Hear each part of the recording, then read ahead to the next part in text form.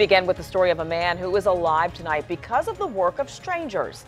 That included one deputy's quick thinking and willingness to sacrifice his life. The term hero comes to mind, but we often use that word for actions that rank far below what you're about to hear. Bravery in the face of a fiery crash that took the life of one man, but another survived. Erin Kelly met a special guy tonight at the center of a story you'll see only on 10. Sergeant Robert Jordan has been with the Gates County Sheriff's Office for 8 years. Before that, he served in the National Guard and as a Marine in the First Gulf War. And he says his training kicked in when he drove by the worst car wreck he's ever seen. Near the Thad Year Bridge on US 13 in Gates County, a tree is left burned at the bottom of a ditch. That's where a man lost his life Sunday morning, and where another man might have too, had it not been for the help of people he never met. As I came across the bridge, I observed a vehicle to the right that was on fire.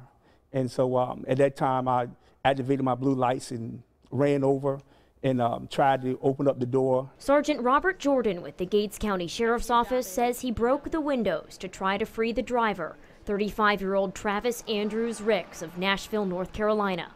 Then a family from Elizabeth City pulled over to help. It was courageous because we was working together, and they were just awesome.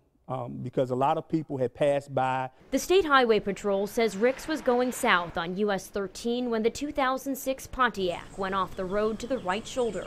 Investigators say Ricks overcorrected, sending the car off the road and into a tree. It caught fire and Ricks died at the scene. And the car had been getting fully engulfed with fire in the front, so I told everybody to get back.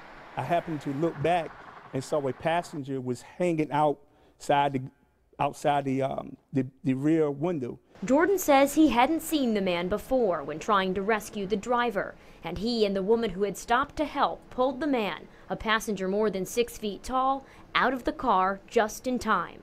By the time we got him up out the ditch, that's when the car was fully engulfed. Being a Marine, I was always trained to adapt and overcome and get the job done.